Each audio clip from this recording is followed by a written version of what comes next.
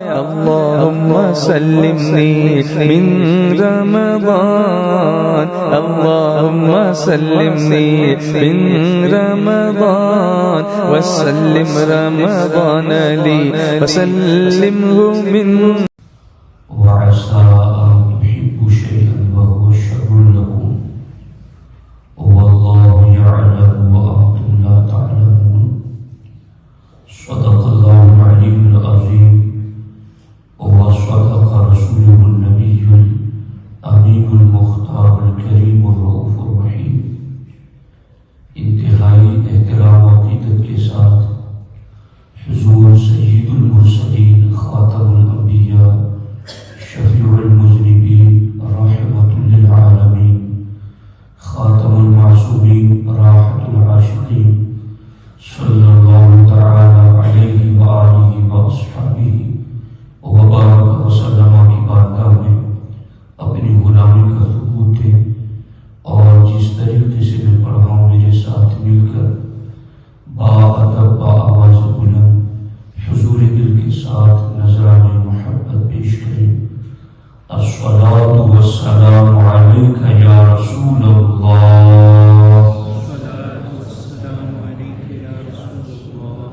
الصلاۃ والسلام علیک یا حبیب اللہ،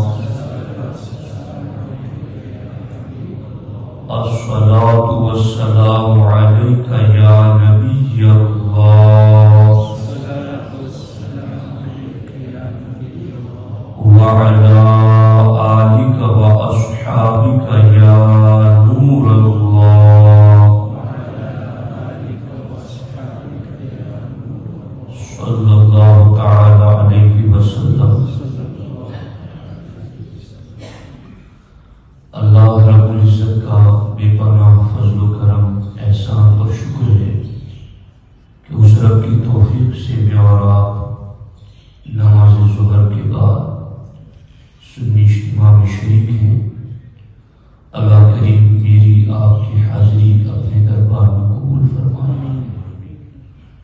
دوستان محترم، آج کا ٹاپک یہاں کے حالات کے اعتبار سے بہت اہم ہے. ہمارے ساتھ ایسا کیوں ہوتا ہے؟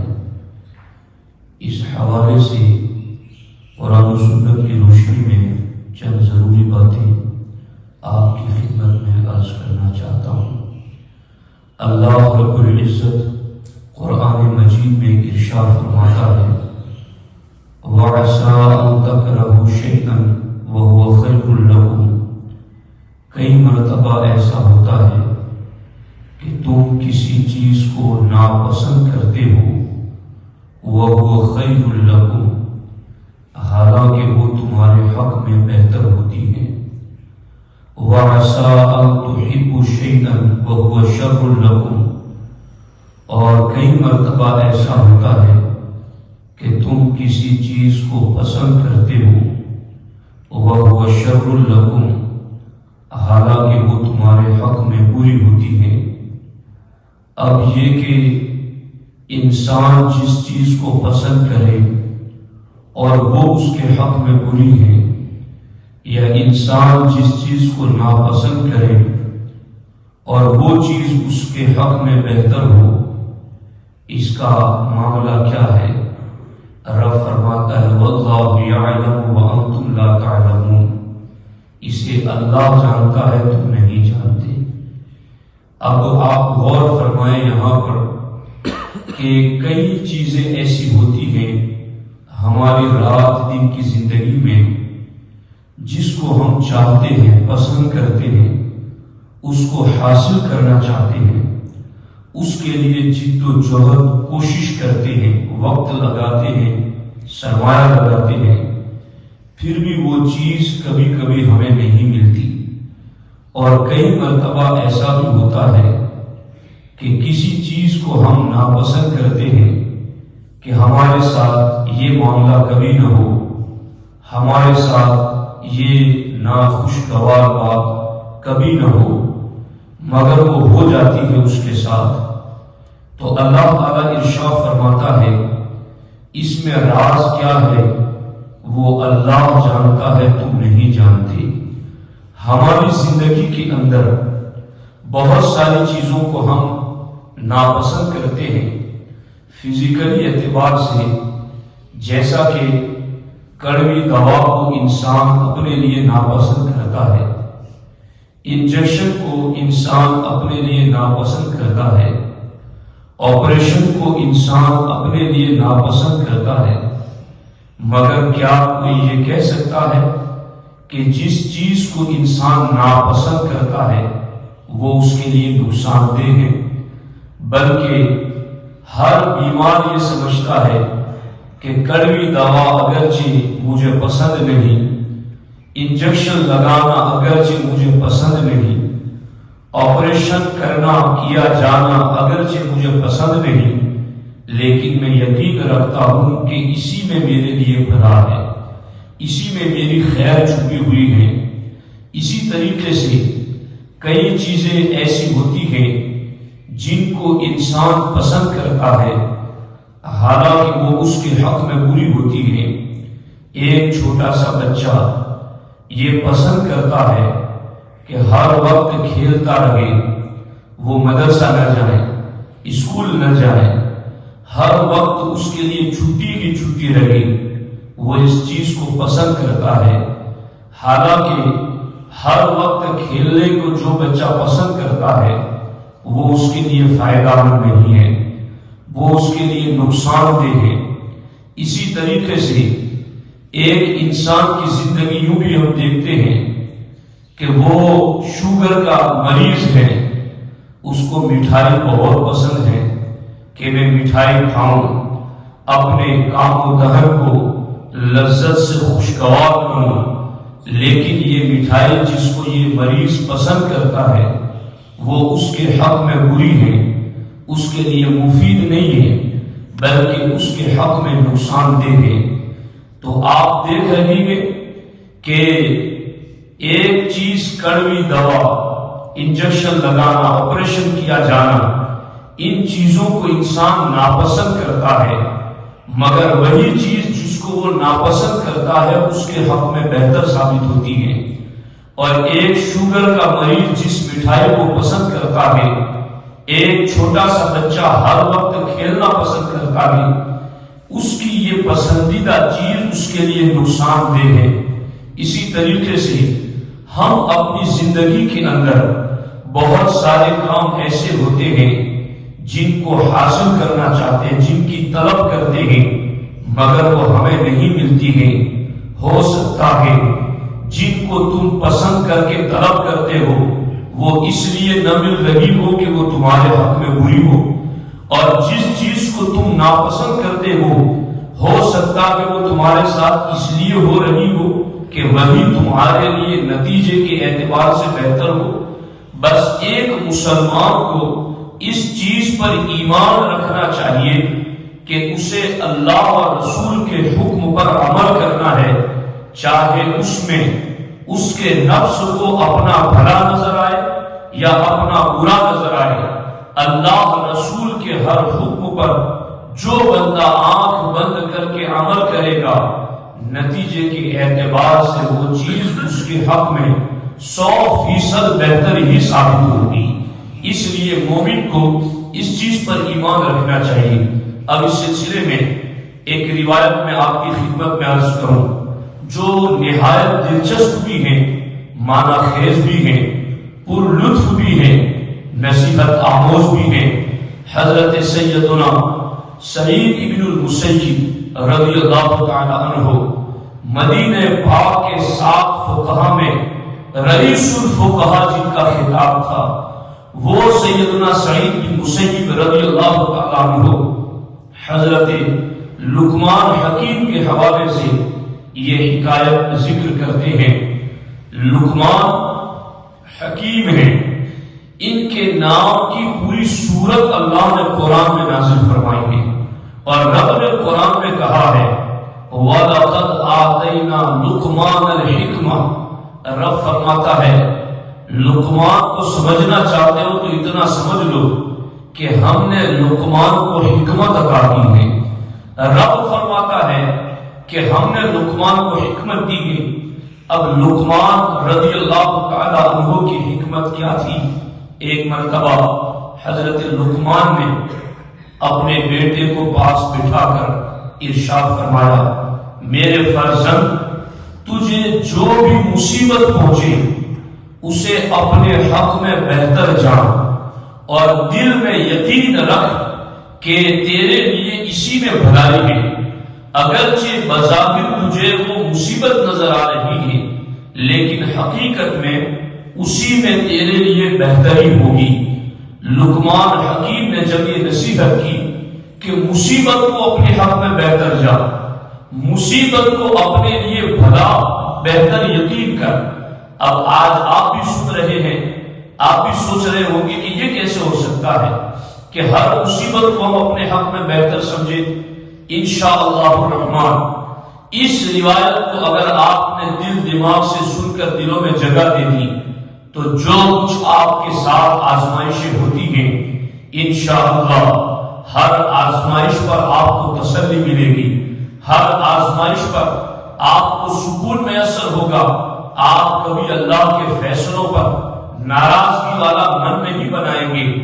حضرت لقمان فرماتے ہیں، ہر مصیبت کو اپنے حق میں میرے فرزند بہتر سمجھ۔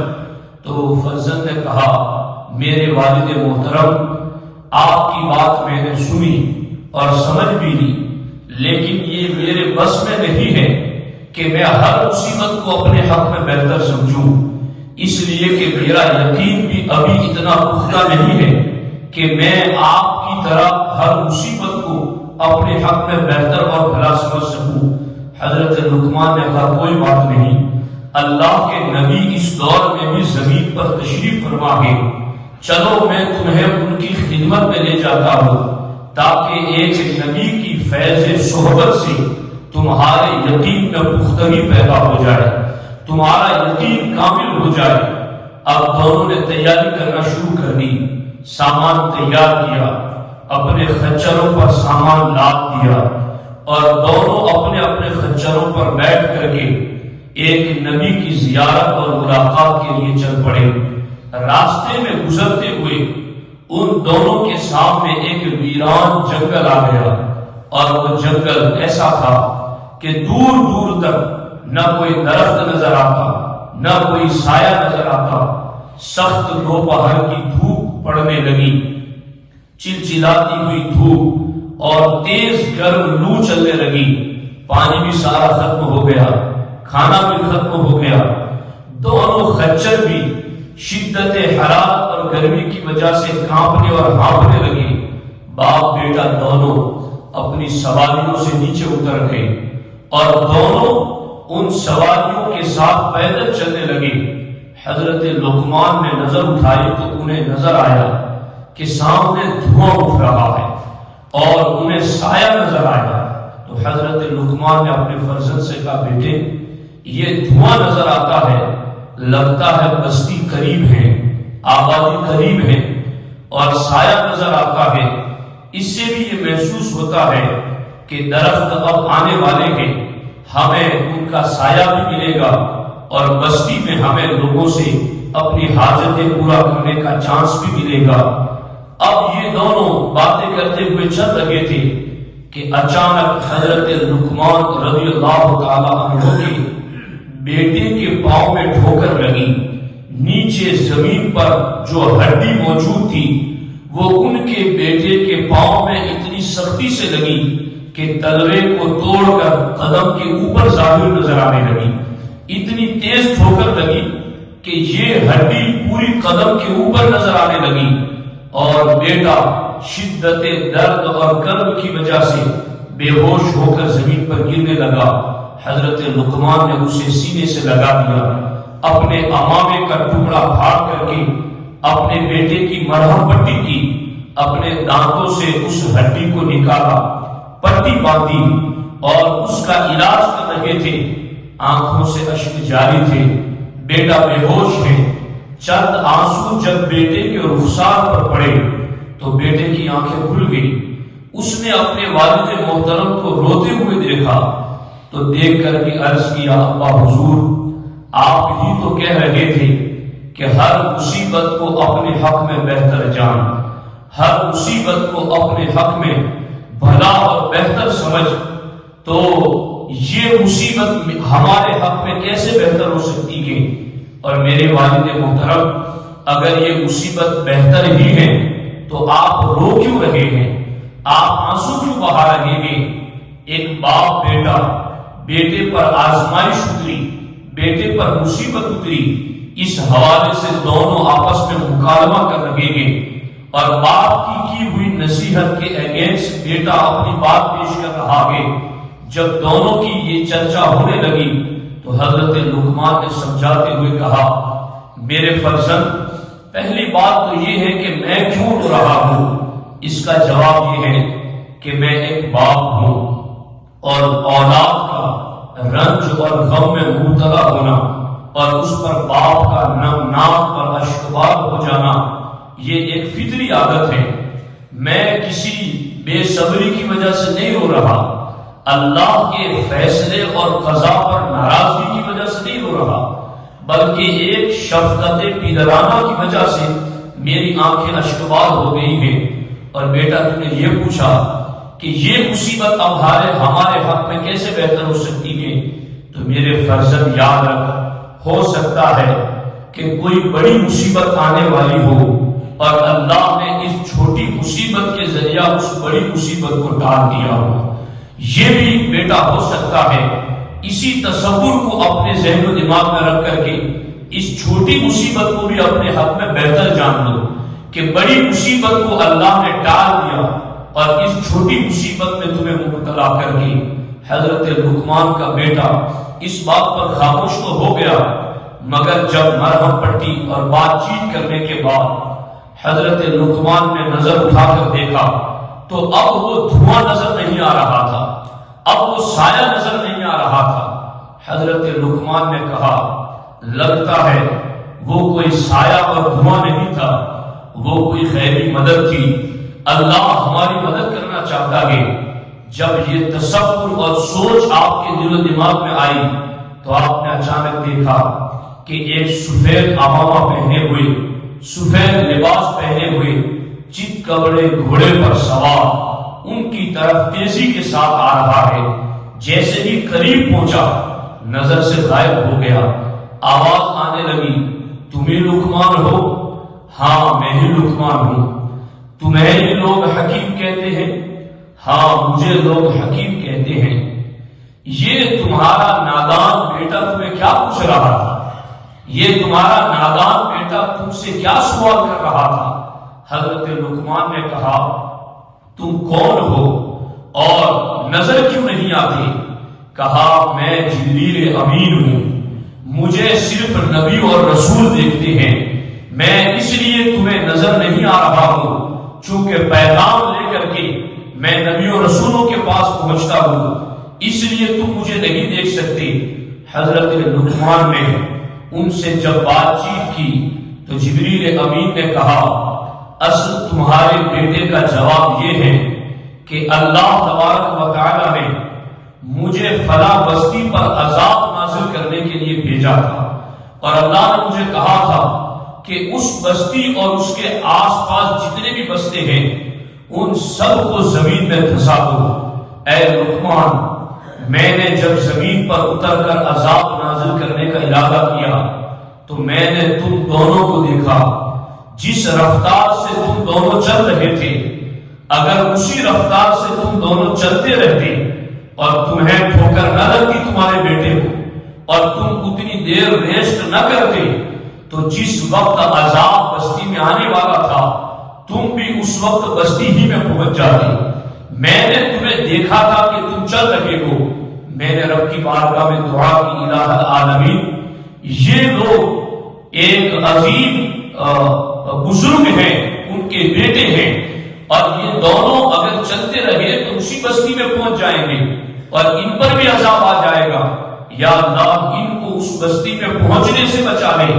اللہ نے میری دعا قبول کی اور اللہ نے تمہیں اس بلا میں مبتلا کر دیا، تمہارے بیٹے کے پاؤں میں ٹھوکر لگی تاکہ تم اتنی دیر یہی ٹھہرے رہو اور تم آگے نہ چلو۔ تاکہ تم بستی والوں کے زمین میں دھسائے جانے والی بڑی مصیبت میں مبتلا ہونے سے بچ جاؤ۔ حضرت لقمان نے اپنے بیٹے سے کہا میرے فرزند دیکھو یہ ہے رب کا راز کہ رب نے چھوٹی مصیبت کے ذریعہ ہمیں بڑی مصیبت سے بچا لیا۔ اگر ہمیں ٹھوکر نہ لگتی اور میں تمہاری مرہم پٹی میں اتنا وقت نہ نکالتا تو چلتے چلتے ہم بھی عذاب کے ٹائم میں اس بستی میں پہنچ جاتے اور اس بستی والوں کے ساتھ ہمیں بھی دھسا دیا جاتا، ہمیں بھی عذاب میں مبتلا کر دیا جاتا۔ حضرت جبریل نے پھر اس فرزند کے پاؤں پر ہاتھ پھیرا، اس کا زخم ٹھیک ہو گیا، پانی کے برتن پر ہاتھ پھیرا، لبالب پانی سے بھر گیا، کھانے کے برتن پر ہاتھ پھیرا، پورا برتن کھانے سے بھر گیا، اور ان دونوں باپ بیٹا کو اٹھا کر چند لمحوں میں ان کے گھر تک واپس پہنچا دیا۔ تو آپ دیکھ رہے ہیں یہ ہے حضرت لقمان کی حکمت۔ اور قرآن میں اللہ نے سورہ لقمان اتاری۔ کاش کہ آج کے مسلمان 2 کو 4 کیسا کرنا ہے، 10 سے 100 کیسے بنانے ہیں، انہیں ساری تدبیریں پتا ہے، انہیں ساری حکمتیں پتا ہے۔ کاش یہ قوم لقمان کی حکمتوں کو بھی پڑھتی، کاش سورہ لقمان کا ترجمہ بھی پڑھ لیتی اور اس کے اوپر غور کرتی اور فکر لگاتی، تاکہ ان کے لیے جو راز چھپے ہوئے ہیں وہ کھلتے ہوئے نظر آتے ہیں۔ اب آج ایک مسلمان ہے جو پرہیزگار ہے، دیندار ہے، تقوی شیار ہے، وہ روزہ بھی رکھتا ہے، زکات بھی دیتا ہے، سارے اعمال ٹھیک کرتا ہے، مگر کبھی اس کے مال میں آزمائش آ جاتی ہے، کبھی اس کے جسم میں آزمائش آ جاتی ہے، کبھی اس کے بیوی بچوں میں آزمائش آ جاتی ہے، کبھی اس کے والدین میں آزمائش آ جاتی ہے، تو اس کی زبان پر بے صبری کے جملے نکلتے ہیں اور اس کی زبان میں اور اس کے ذہن و دماغ میں غلط تصورات آنے شروع ہو جاتے ہیں۔ میں پرہیزگار ہوں، میرے ساتھ ایسا کیوں ہو رہا ہے، میں دیندار ہوں، میرے ساتھ ایسا کیوں ہو رہا ہے۔ تو یاد رکھنا، ہو سکتا ہے تمہارے ساتھ کچھ بڑا ہونے والا ہو، اللہ نے اس چھوٹے کے ذریعہ اس بڑے کو ڈال دیا ہو۔ اور قرآن کی آیت کی روشنی میں کہ تم جس کو ناپسند کرتے ہو، حالانکہ وہی تمہارے حق میں بہتر ہو، کسی کے لاکھ روپے مار کر کسی نے لے لیے، 2 لاکھ لے لیے، کسی کے اوپر کسی نے ظلم کر کے اسے لوٹ لیا۔ اب اگر وہ مومن یہ تصور کرے ہو سکتا ہے کاروبار میں مجھ سے کوئی غلطی رہ گئی ہو جس کی وجہ سے یہ میرے لیے کفارہ ہم نے بنا دیا ہو۔ آپ نہیں جانتے امام اعظم ابو حنیفہ نے ایک اپنے پارٹنر کو کہا تھا یہ کپڑوں کے تھان لے جا کر بیچ دو، اور یہ تھان جو ہے اس میں یہ عیب ہے، انہیں بتا دینا کہ اس میں یہ عیب ہے، تاکہ وہ اس کی قیمت اس کے دیکھ کر کے عیب کے مطابق لگا سکے۔ وہ گیا بیچ دیا، اسے تھان بھی یاد نہ رہا اور اسے بندہ بھی یاد نہ رہا کہ یہ تھان میں نے کس بندے کو بیچا۔ واپس آیا تو امام اعظم نے سب سے پہلے یہی سوال کیا کہ وہ جو تھان جس میں عیب تھا وہ تم نے بیچا تو تم نے بتایا تھا اس کو؟ کہا حضور وہ تو میں بھول ہی گیا۔ کہا چلو بھول گئے، لیکن جس کو بیچا تھا وہ بندہ یاد ہے؟ کہا وہ بھی مجھے یاد نہیں ہے۔ کیا آج کا کاروباری اپنے پارٹنرشپ میں کبھی یہ سوال کرنے کی بھی اسے توفیق ہوتی ہے کہ ہم نے کسی کو دھوکہ تو نہیں دیا، ہم نے کسی کو غلط طریقے سے تو اس کو آگے نہیں بڑھایا؟ امام اعظم ابو حنیفہ نے کہا اگر تم تھان کا عیب بتانا بھی بھول گئے اور تم نے آگے سے جس کو بیچا ہے وہ بندہ بھی بھول گئے تو اب یہ رقم مجھے اپنے پاس نہیں رکھنی، جاؤ جس بستی میں تم نے یہ سامان بیچا ہے اسی بستی کے غریبوں پر لے جا کر صدقہ کر دو۔ تو آپ غور فرمائیں، جب تجارتیں باز ہوتی ہیں تو رب ان کی پارسائی کی حفاظت فرماتا ہے اور پھر ان کے دل بھی اتنے مطمئن ہوتے ہیں۔ غوث پاک محفل میں بیٹھے تھے، کسی نے کہا حضور آپ کا پورا جہاز جو سامان سے لدا ہوا تھا وہ سمندر میں ڈوب گیا۔ تو غوث پاک نے گردن جھکائی اور گردن جھکا کر کہا الحمدللہ رب العالمین۔ اس کے بعد تھوڑی دیر میں آپ کو یہ بتایا گیا حضور وہ آپ کا جہاز نہیں تھا، وہ کسی اور کا تھا، آپ کا جہاز تو بس سلامت کنارے لگ گیا۔ آپ نے پھر بھی کہا الحمدللہ رب العالمین۔ تو غوث الاعظم دستگیر سے پوچھا گیا کہ حضور آپ نے مصیبت آنے پر بھی الحمدللہ پڑھا اور نعمت ملنے پر بھی الحمدللہ پڑھا، آپ نے ایسا کیوں کہا؟ تو غوث پاک کے دیوانوں، صرف 11ویں کھانے کے دیوانے مت بنے رہو، غوث پاک کی سیرت و کردار کو بھی اپنے سامنے رکھو۔ غوث الاعظم دستگیر رضی اللہ تعالیٰ عنہ فرماتے ہیں، جب مجھے بتایا گیا کہ جہاز ڈوب گیا سامان کے ساتھ، تو میں نے اپنے دل کی طرف توجہ کی کہ میرا دل اللہ کے فیصلے پر ناراض تو نہیں ہے، تو میں نے دیکھا کہ میرا دل رب کی رضا میں مشغول ہے، تو میں نے کہا الحمدللہ رب العالمین۔ اور جب پھر میں نے سنا کہ میرا مال بسلامت کنارے پہنچ گیا، تو میں نے رب کی نعمت ملنے پر پھر رب کا شکر ادا کرتے ہوئے الحمدللہ رب العالمین کہا ہے۔ تو دوستان محترم، آخر جو ہونا تھا رب کے فیصلے کے مطابق وہ تو ہو ہی چکا ہے۔ اگر آپ بھی ڈپریشن میں چلے گئے تو مزید آپ کے لیے مصیبتیں کھڑی ہو جائے گی، مزید آپ کے لیے جو کام کاج میں آسانی ہو سکتی ہے اس میں مزید دشواریاں پیدا ہو جائے گی۔ اس لیے اس نظریے کو اپنے ذہن و دماغ میں رکھ کر کے پھر آگے اپنی زندگی کا سفر طے کرنا شروع کریں۔ اب اس سلسلے میں 2 باتیں مزید میں آپ کی خدمت میں عرض کرتا ہوں اور پھر گفتگو کو اختتام کی طرف لاتا ہوں، اس کو دھیان سے سنیے آپ۔ ہمارے آقا علیہ السلام نے ارشاد فرمایا ہے، حسنوا اموالکم بالزکات، کہ زکات دے کر کے اپنے مالوں کو اللہ کے قلعے میں محفوظ کر دو۔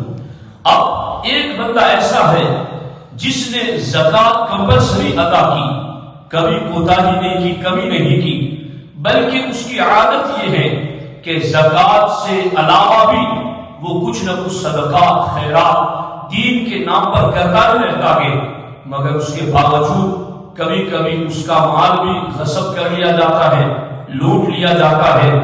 ایسا بندہ پریشان رہتا ہے کہ آخر حدیث میں جو وعدہ کیا گیا ہے کہ زکات دو گے تو مال اللہ کے قلعوں میں محفوظ ہو جائے گا، تو جب ہم نے اللہ کے قلعوں میں محفوظ کر دیا تھا زکات دے کر، تو پھر یہ مال کیسے لوٹ لیا گیا اور کیسے اس میں خسارہ ہو گیا؟ تو اس سلسلے میں اس چیز کو سب سے پہلے اپنے ذہن و دماغ کے اندر یاد رکھیں۔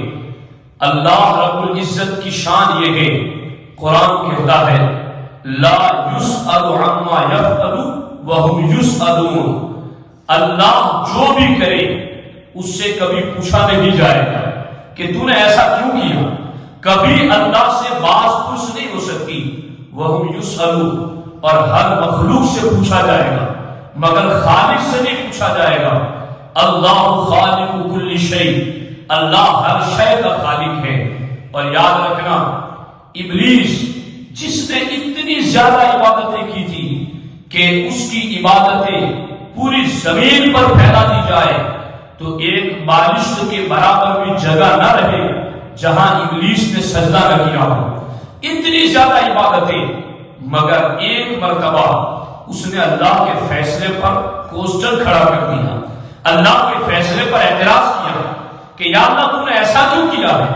تو اب غور کرنا، کہیں ہم نفس کی شرارت میں یا کہیں شیطان کے بہکاوے کی وجہ سے رب کے فیصلے پر اعتراض نہ کر بیٹھے۔ ہماری عبادتیں اگرچہ لاکھوں کروڑوں کی تعداد میں ہو، لیکن اس کے باوجود ابلیس کی عبادتیں کتنی زیادہ تھی، مگر ایک مرتبہ اعتراض کیا رب کے فیصلے پر، ساری عبادتیں رد کر دی گئی اور خود اسے بھی جنت سے رد کر دیا گیا اور جنت سے نکال دیا گیا۔ تو سب سے پہلا پیغام تو ہر مسلم کے نام یہ ہے کہ وہ جو بھی عبادت کرے، کبھی وظیفہ پڑھتا ہے، اسے بتایا گیا تھا کہ اتنے دن وظیفہ پڑھو گے تو تمہیں یہ نعمت ملے گی، وظیفہ پڑھا لیکن وہ نعمت نہیں ملی۔ اسے یہ کہا گیا تھا کہ اتنا تم صدقہ کرو تو تمہارے لیے یہ ہوگا، اس نے وہ کیا پھر بھی اسے وہ نہیں ملا۔ اس طرح کی بہت ساری باتیں ہیں جو وہ کرتا ہے اس کے باوجود اسے نہیں ملتی۔ تو ایسے وقت اس کے ذہن و دماغ میں وسوسات آنے لگتے ہیں۔ تو خیر، وسوسوں پر تو کوئی پابندی نہیں ہے، خیالات پر تو کوئی پابندی نہیں ہے، مگر جیسے ہی وسوسہ اور خیال آئے فوراً اپنے آپ کو رب کے فیصلے کے سامنے جھکا دے اور وہ یہی کہے اللہم رضب بقضائک، اے اللہ میں تیرے فیصلے پر راضی ہوں، جو تو نے کیا وہ میرے حق میں بہتری ہوگا. اگر میرے لاکھ روپے کوئی ڈکیت لے گیا ہے تو ہو سکتا ہے مجھے کوئی ایسی بیماری آنے والی ہو جس میں 10 لاکھ خرچ ہونے والے ہو، اور تو نے 1 لاکھ کی مصیبت ڈال کر کے اس 10 لاکھ کو بھی بچا لیا اور مجھے بیماری سے بھی بچا لیا. تو یہ بھی ایک سوچ ہے. اس لیے اللہ کے فیصلے پر اعتراض کبھی نہیں ہو سکتا. لا یسأل عما یفعل، اللہ جو بھی کرتا ہے اس سے کبھی کوئی سوال نہیں ہوگا. فعال لما یرید، اللہ فرماتا ہے فعال مبالغہ کا صیغہ لما یرید. رب فرماتا میں جو چاہتا ہوں وہ کروں، مجھے کوئی پوچھ نہیں سکتا میں نے یہ کیوں کیا.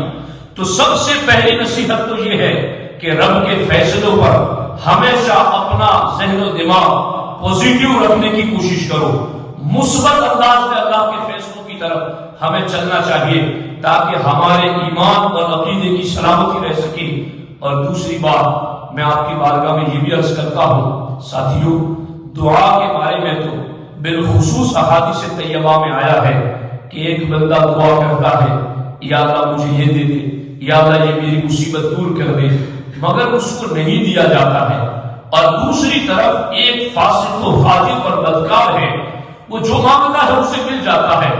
حدیث پاک کا مفہوم ہے جب وہ بدکار بد عمل مانگتا ہے تو رب فرشتوں کو کہتا ہے یہ جو مانگ رہا ہے اس کو فوراً دے دو، اس لیے کہ اس کی آواز سننا مجھے پسند نہیں، دے دو اس کو تاکہ یہ دوسری مرتبہ میرا نام نہ لے.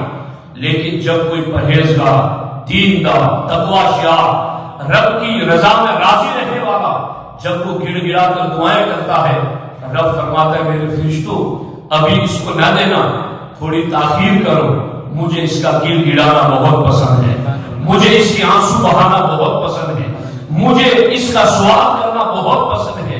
تو اگر تمہاری دعائیں جلد قبول نہیں ہو رہی ہے تو ایک یہ بھی تو تصور ہمارے نبی نے ہمیں دیا ہے، اور ہمارے آقا علیہ السلام نے یہ بھی فرمایا کہ جن کی دعائیں دنیا میں قبول نہیں ہوئی قیامت کے دن جب وہ اٹھے گا تو دیکھے گا پہاڑوں کی مثل اس کے لیے بدلے میں نیکیاں اور اجر سجا کر رکھے گئے ہیں. وہ دیکھے گا تو کہے گا یا اللہ یہ نیکیاں تو میں نے کی نہیں تھی، یہ اتنا بڑا بڑا اجر و ثواب میرے لیے کہاں سے آ گیا. تو اس وقت رب فرمائے گا تو نے دعائیں جو مانگی تھی اور میں نے اس کا بدلہ دنیا میں نہیں دیا تھا، یہ تیری اسی دعاؤں کا اثر ہے، یہ تیری وہی دعائیں ہیں جو قبول تو ہوئی تھی مگر اس قبولیت کا اثر دنیا میں نہیں آخرت میں رب نے رکھا تھا. وہ قبول تو ہوئی تھی مگر اس قبولیت کا جو اثر تھا، اس قبولیت کی وجہ سے جو تجھے نعمت دینی تھی وہ میں نے تجھے دنیا میں نہیں دی، قبول کر کے تیرے لیے آخرت میں ذخیرہ کر دیا، آخرت کے لیے اسٹور کر دیا. اس وقت بندہ کہے گا کاش میری دنیا میں کوئی دعا قبول نہ ہوئی ہوتی تو آج میرے لیے پہاڑوں کے پہاڑ نیکیوں کی اور اجر و ثواب کے ہوتے. تو دوستان محترم ان چیزوں کو اپنے ذہن و دماغ میں رکھو تاکہ رب کے فیصلوں پر تمہاری زبان نہیں تمہارا دل بھی مطمئن ہو جائے.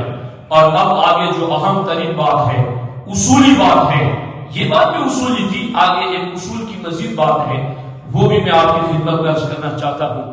جب بندہ اپنے مال کی زکات نکالتا ہے یا اس طرح کا کوئی بھی عمل کرتا ہے تو ہر عمل کی 2 صورتیں ہیں. ایک تو ہے اس کی ظاہری صورت اور ایک ہے اس کی باطنی صورت. ظاہری صورت میں ہر عمل اس وقت صحیح سمجھا جاتا ہے جب وہ مکمل شرائط اور اراکین کے ساتھ ادا کیا جاتا ہے. جیسے نماز ہے تو نماز اس وقت ادا ہوتی ہے جب طہارت، ستر عورت، وقت، استقبال قبلہ، نیت، تکبیر تحریمہ، یہ ساری شرائط کمپلیٹ ہو اور سارے فرائض بھی قیام، قرات، رکوع، سجود، قاعدہ اخیرہ، خروج بھی سنی گی، یہ سارے فرائض، سارے شرائط کو وہ اپنا کر کے عمل کرے گا اور سارے مفسدات، مکروہات سے اپنے آپ کو بچائے گا. تو اب دنیا کے اندر حکم دیا جائے گا کہ اس کا یہ عمل صحیح ہے، لیکن ابھی اللہ کی بارگاہ میں قبول ہے یا نہیں یہ دوسری منزل ہے، یہ آگے کی منزل ہے. اور وہ کیا ہے؟ تم نے شرائط، فرائض، اراکین، واجبات کے ساتھ مکمل طریقے پر ادا کیا تو تمہارا عمل صحیح ہو گیا، لیکن اب اگر اس عمل کے ساتھ تمہارے دل میں اخلاص بھی ہے، تمہارے دل میں محض اللہ کی رضا ہے، تو پھر وہ عمل رب کی بارگاہ میں قبول بھی ہوگا۔ اب جو عمل صحیح بھی ہو اور مقبول بھی ہو تو انشاءاللہ الرحمن جس کا عمل صحیح بھی ہو مقبول بھی ہو وہ عمل ضرور اپنا نتیجہ دکھائے گا، وہ عمل ضرور اپنا اثر دکھائے گا۔ اب تو ہمارے لیے مزید رونے والا معاملہ ہو گیا کہ ہم نے عبادت تو کمپلیٹ کی تھی اپنے من کے مطابق، اپنے علموں کے مطابق، اور ہم یہ سمجھ رہے تھے کہ ہماری نیتوں میں بھی اخلاص تھا، مگر پھر بھی اس کا اثر دنیا میں نظر نہیں آیا۔ مثال کے طور پر زکات کمپلسری ادا کی، ہر سال ادا کی، بلکہ جو بندہ اس سے زیادہ دیا پھر بھی مال اگر لوٹ لیا گیا تو اب تو ہمارے لیے مزید مسئلہ بن گیا، یا اللہ ظاہری شرائط اور فرائض کے مطابق تو میں نے ادا کیا کہ جو جتنا بنتا تھا میں نے نکالا، اور جس کا حق تھا کہ اس کو دینا ہے میں نے اسی کو دیا، اور تحقیق کر کے دیا، عزت کے ساتھ دیا، اس کے ساتھ کوئی ناگواری ہو ایسا سلوک بھی نہیں کیا۔ یا اللہ میں نے سارے شرائط و اراکین کا لحاظ رکھ کر کے اس کو زکات دی تھی، لیکن پھر بھی اگر میرے مال میں چوری ہو گئی، لوٹ لیا گیا، تو اب میرے لیے رونے کا وقت آ گیا کہ کہیں میرا وہ عمل قبولیت سے محروم تو نہیں ہو گیا۔ اس سے علاوہ کہ رب کے فیصلے پر اعتراض کرے، خود اپنے عمل پر رونا چاہیے کہ آخر قبولیت سے محروم کیوں ہو گیا۔ اور اب اس وجہ سے اگر ہم سوچیں گے تو ہمیں پتا چلے گا کہ کہیں نہ کہیں ہم سے اگر کوئی کمی رہ گئی ہوگی تو اللہ نے اسی کمی کا کفارہ بنانے کے لیے ہمیں اس آزمائش میں مبتلا کر دیا، اور اس آزمائش کے ذریعہ ہمارے عمل کو قبولیت کے درجوں تک پہنچا دیا۔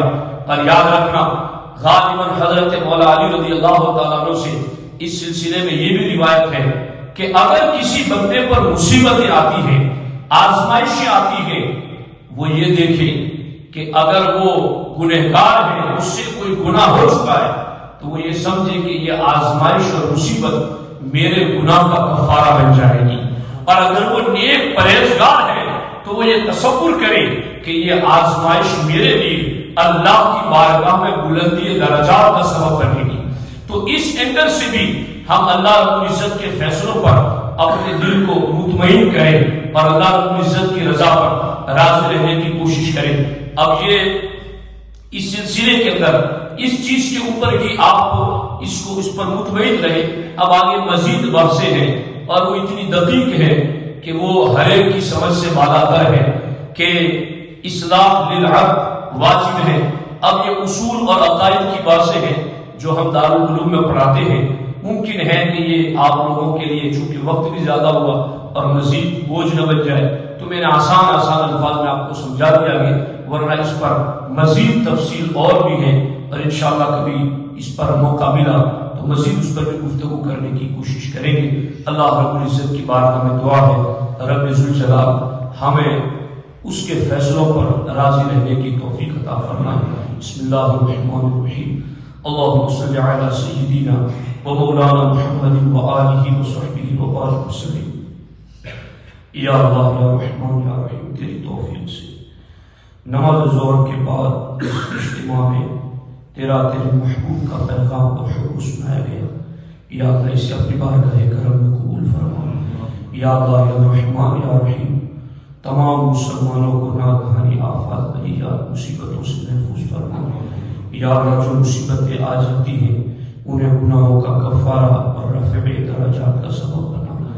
یا اللہ یا رحمان یا رحیم، تیرے فیصلوں پر راضی رہنے والا دل عطا فرما، خوشحال پرسکون زندگی نصیب فرما، سبھی کے کاروبار میں رزق میں برکت عطا فرما۔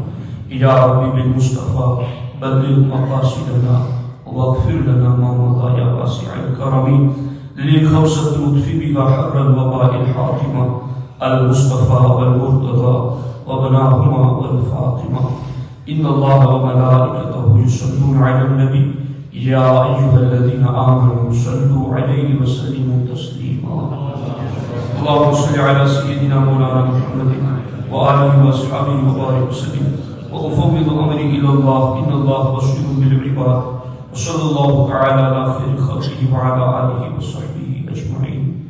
ایک بات یہاں رہ گئی وہ میں عرض کرتا ہوں کہ مال ہلاک ہونا اس وقت سمجھا جاتا ہے کہ جب مال ختم بھی ہو جائے اور اس کا دنیا اور آخرت میں کوئی فائدہ نہ ہو، تب سمجھا جائے گا کہ مال ہلاک ہو گیا۔ سمجھ آ رہی؟